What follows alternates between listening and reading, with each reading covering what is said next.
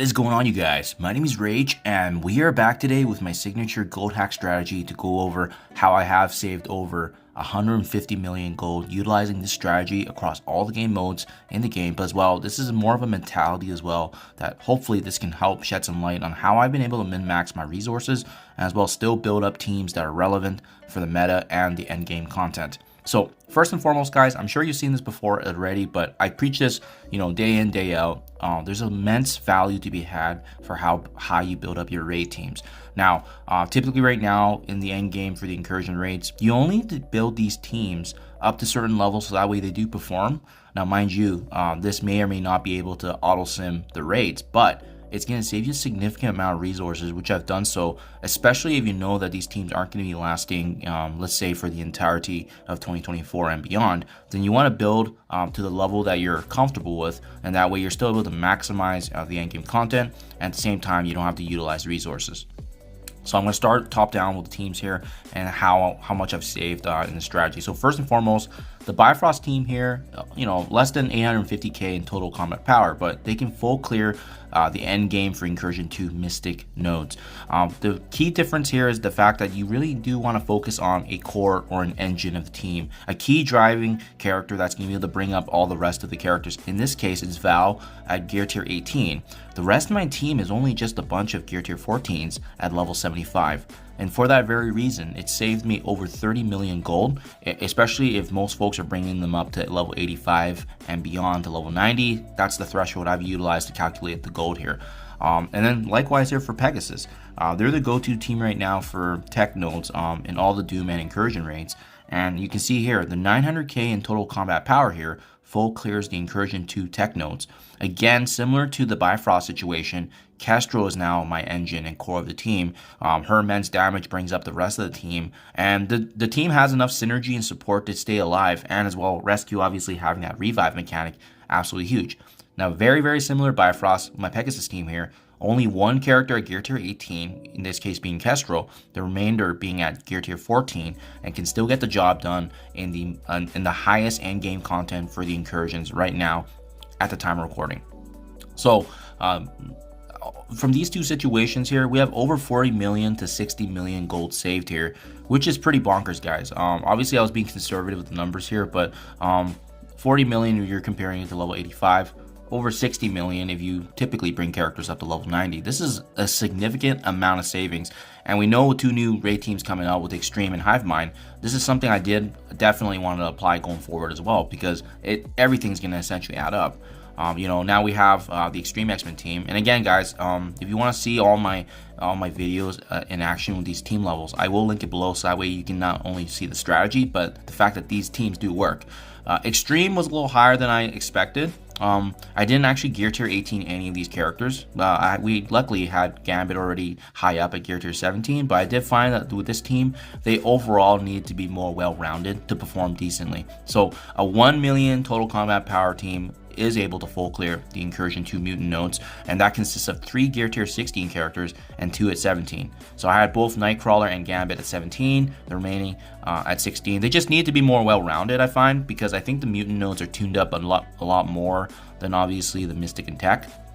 But doing the math here, guys, that's about 10 million if you were to bring up the remainder of the team to level 90. So in totality of just raids alone, we have 30 from Mystic, 30 from Tech, 10 from Mutant. That's 70 million gold right there just saved if you did not bring these characters to level 85 and 90. And that's some insane value right there, especially if you're thinking about not having to build up every single character to a set level and gear tier just to be able to get the end game content done. And especially in PvE settings where new raids are always continually coming out, new incursions and so forth, you do want to be smart about this. You don't want to overinvest, because that's going to hinder you behind. And that's also the reason why I have so much resources ready to go to be able to pivot and adapt to new teams coming into the game. I actually have a lot of mutant gear remaining because of the fact that I did not bring these characters all to level 90 or level 95 and beyond. Same can go for the actual uniques that are utilized. Now let's pivot a little bit here and talk about just overall the strategy going forward. Low-level raid teams have proven to work, so that's how I've been able to save a significant amount of gold in the game, because you can min-max, but typically 1 to 2 characters are going to be like the core and linchpin of the team to essentially quarterback them to success, right? And I'm going to be applying the same mentality to Hivemind. Obviously, I'm still waiting for Gwendolyn's release, but I've started building Void Knight, and I want to see how this 4-piece does with Super Scroll, but I imagine it's going to be similar, right? We don't need to build them up to 17 and beyond. We can actually get the job done with lower raid team combat power, as we've seen with the 3 examples here.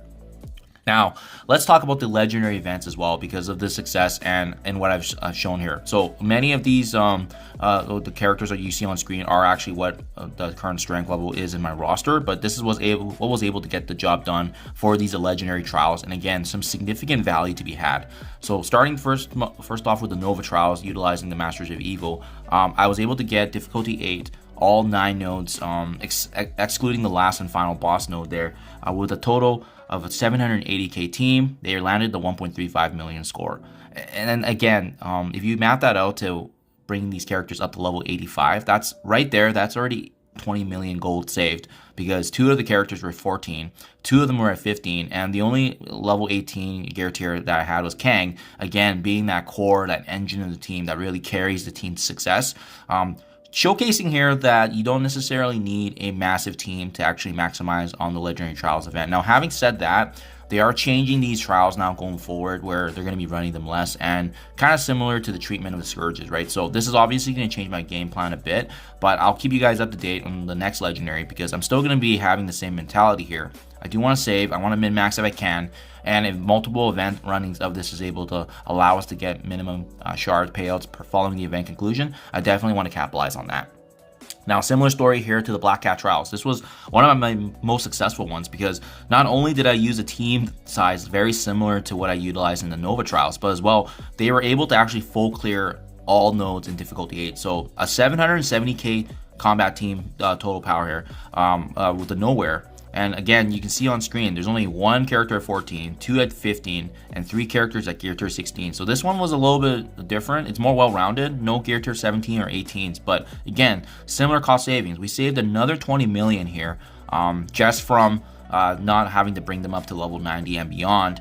Mind you, later on, I did bring Nova to Dark Dimension 6, but I didn't want to use that gold yet because I didn't know at that time which characters were going in. So again, in both situations here, teams that are less than 800k getting the job done in difficulty 8, and as well over 40 million gold just saved from these 2 events, and that's some significant sizable gold earnings, especially if you're trying to maximize the value of these characters. And especially now that I've kind of seen where these teams have landed a few months down the line, I'm super happy I didn't bring them all up to 85 and 90 and beyond. And more on that later, but that goes back into your game priorities and what's important to you. Both these teams, being Crucible and War, are definitely 2 of the aspects of the game that I'm not as interested in. And then, guys, I also want to talk about this last and final trials event that we had, right? Utilizing either Rebirth or New Avengers. Now, mind you, this is a very unique situation where you know, right before the event was going live, they announced that Rebirth was going to be the alternative team. And this was just, you know, sunshine and rainbows for me, because you can see here in the screenshot of my New Avengers team, I was like slowly working on them. But the moment they announced Rebirth was going to be viable, I completely cut it. Like, I was done. You know, you can see I just stopped. I didn't even bring up Touch a Tigra. I think I was slowly working on Mockingbird and Ronin, just, you know, maximizing my 2.7 million gold budget per day. But because of that announcement, I saved over 50 million in gold. You know, how preposterous is that, guys? Like, over 50 million in gold, bringing up a team that I didn't need to. I utilized the value I already had from Rebirth. And obviously, like you said, like I said here, like earlier, 1.1 million score at difficulty 7 utilizing just the Rebirth team, and that's allowed me to save over 90 million in gold here, as you can see, from just the legendary events alone. So from these 2 examples, guys, like that's a clear north of 150 to 160 million gold saved just from how I manage my raids and as well as my legendary events. So mind you, guys, I do want to point out to obviously disclaimer note here, right?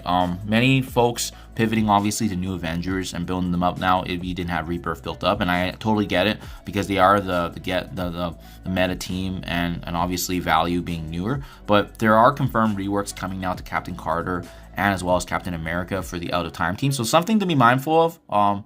It may not be as cut and dry as building up only new Avengers for this event now, if there's still some value to be had with Rebirth. Just something to be mindful of. They're changing the way that this event is run, but what I wanted to showcase for you guys is the mentality, right? It doesn't matter in the future if this is going to be similar to Scourges.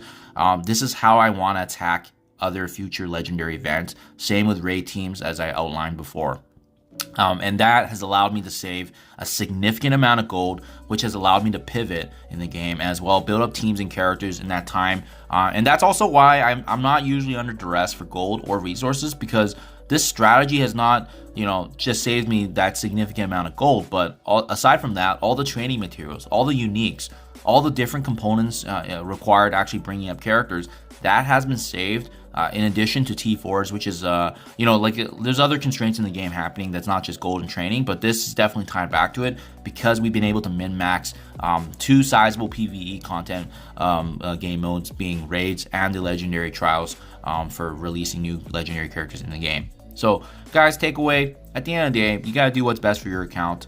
My focus has always been crushing and remaining a top contender in Arena. Dark Dimension has always been one of my most interested modes, as you can see from all the guides I've made, just because of the fact that they released some of the best characters at the time. And that's really when I pulled the trigger for building up the character to the max, because I know they're going to be utilized in Dark Dimension, right? Especially when we take a look at the Gear Tier 18 characters. And lastly, guys, make sure you know what your game mode priorities are, right? I know where War and Crucible stands for me. Thankfully, I'm in an alliance that aligns with my values. Raids are very, very important, but at the end of the day, this is a management resource game, so we have to take the most of what we can get and maximize that value, and that's how I've been able to really succeed as a free-to-play player, being competitive and still progressing in the end game content and being a key contributor. But at the end of the day, guys, remember, it's also about having fun. We don't need to stress about bringing up every character and team to the max level unless you're really interested in that, because at the end of the day, that's what makes it fun, right? Everyone's gonna have different goals, but I just wanted to share this strategy and mindset with you guys because this has really allowed me to thrive in the game, and that's also why I'm not usually under the pressure of the new characters and teams, because this is my decision process and how I minimize and maximize the resources I have to build for the game priorities that matter to me. So hopefully this helps you guys. Let me know what you think in the comments below. As always, I appreciate your time, and I'll catch you guys in the next one.